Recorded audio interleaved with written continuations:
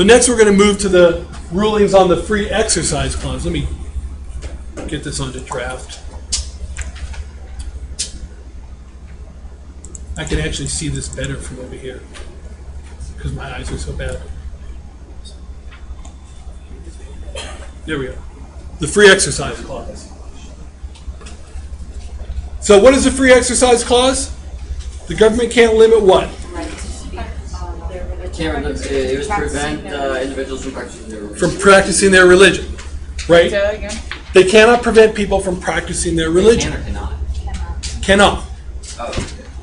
But there was a court case that was brought by, I think, some Jehovah's Witnesses who don't believe in vaccinations.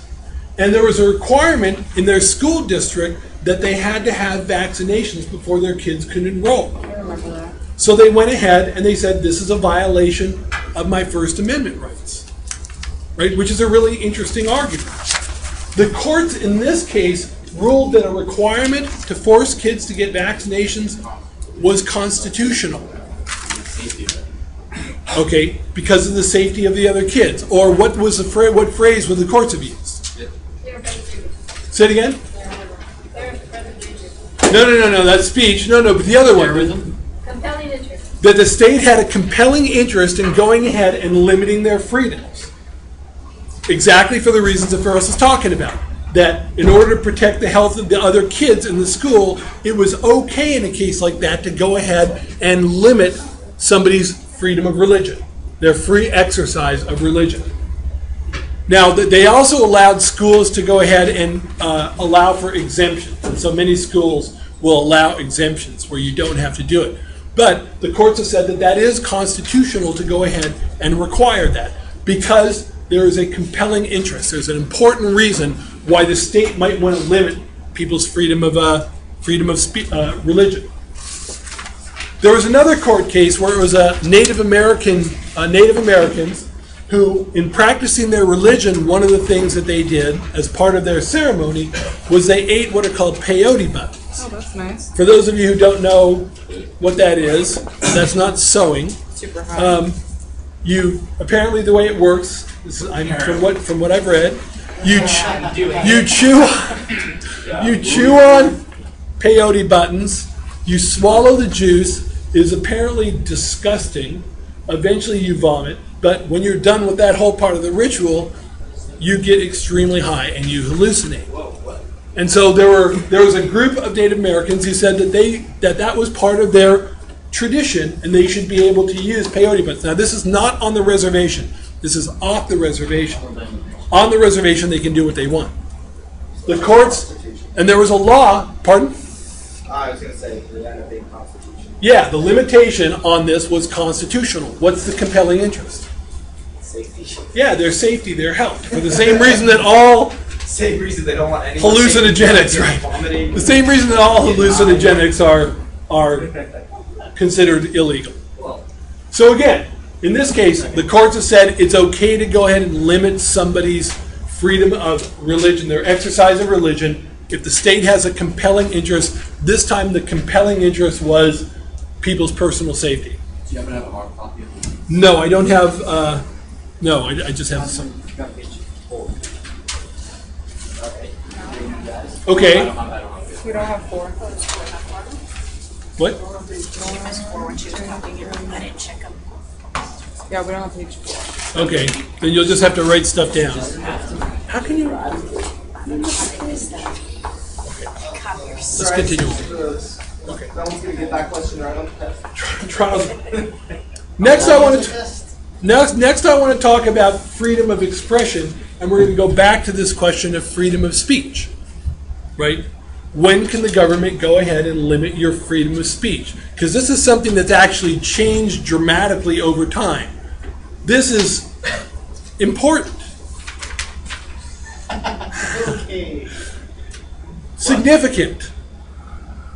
AKA it will be on the test. Has a higher probability of being on the test than So other freedom of things. expression. Will be on So the test. freedom of speech. Yes. In Schenck versus the United States, that's where the court said the federal government can limit your freedom of speech as long as you demonstrate that there's a clear and present danger. They said that the federal government has a compelling interest in going ahead and limiting your speech if your speech presents a clear and present danger to the country. So as long as there's a clear and present danger in what you say, the government can limit your speech. It can limit what you say. Is that why terrorists don't get any rights? No, I'm just saying no, because terrorists are denied the right, like, you know,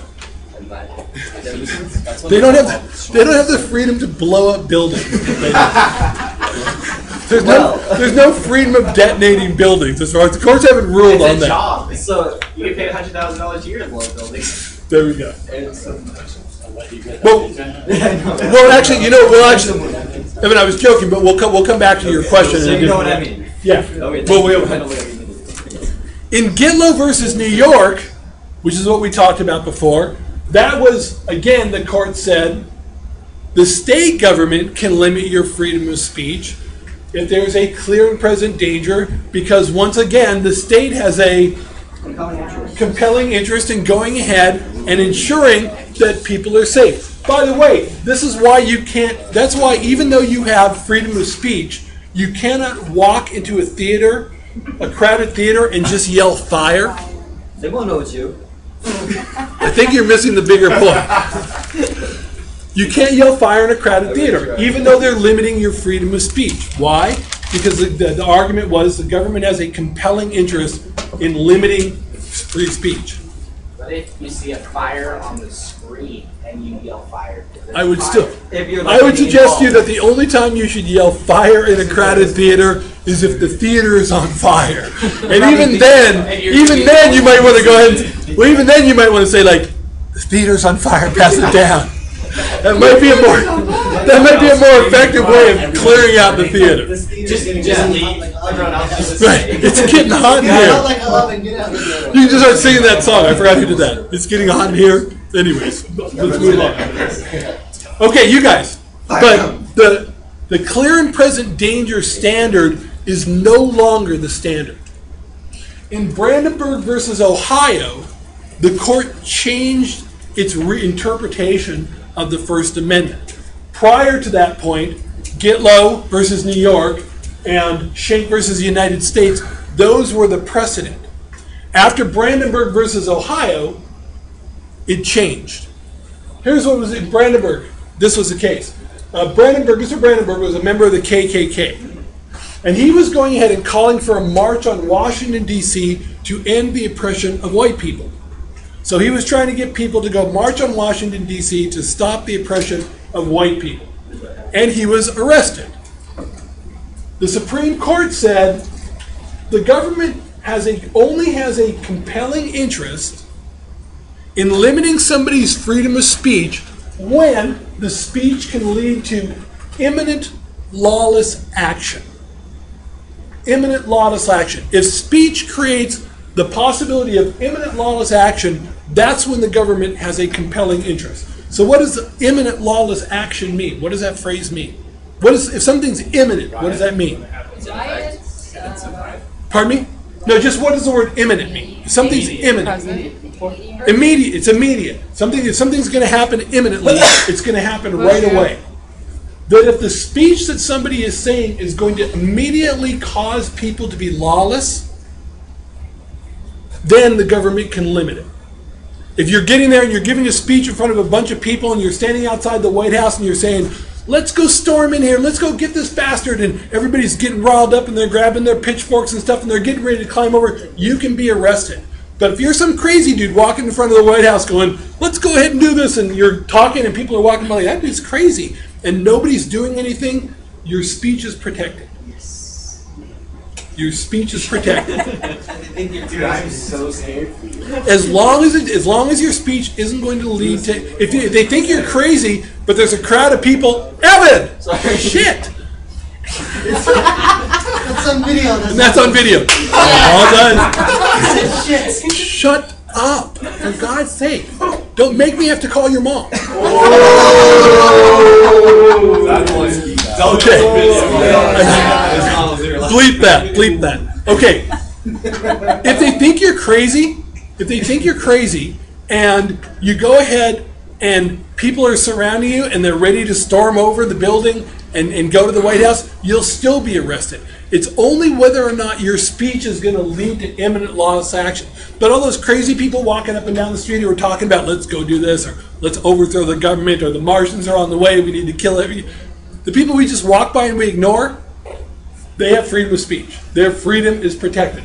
The government has said there's no compelling interest in limiting somebody's freedom of speech if there's no lawlessness that's going to happen as a result of it. And that is why people can say crazy stuff on the internet all the time.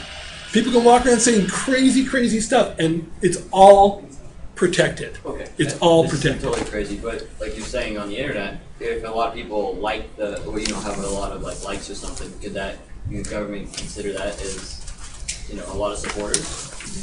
Well, again, only if it's going to lead them to imminent lawless action. That's the key. If it's not causing people to go ahead and be, to immediately go out and do something that's breaking the law. So until they actually do it, they can talk about it. They can say whatever they want. As soon as they start to mobilize people to do something, and their words start to mobilize people to do something illegal, then it's no longer protected. And so as we've gone from Schenck, the original decision, to Brandenburg, has it become easier or harder for the government to limit our freedom of speech? Harder. Yeah, it's become much harder. Because before they could just say this creates a clear and present danger. Now if they want to limit our speech, they've got to find a way to go ahead and show that our speech, the things that we were saying or writing, was going to lead to imminent lawless action. It's more reactionary now. It's more focused on sort of the effect of speech than the words themselves, right? So in a way, it's reactive, but it's about what is the impact of speech, not just what are the words. So the crazy person saying stuff where nobody's listening to him, he's free to say what he wants to.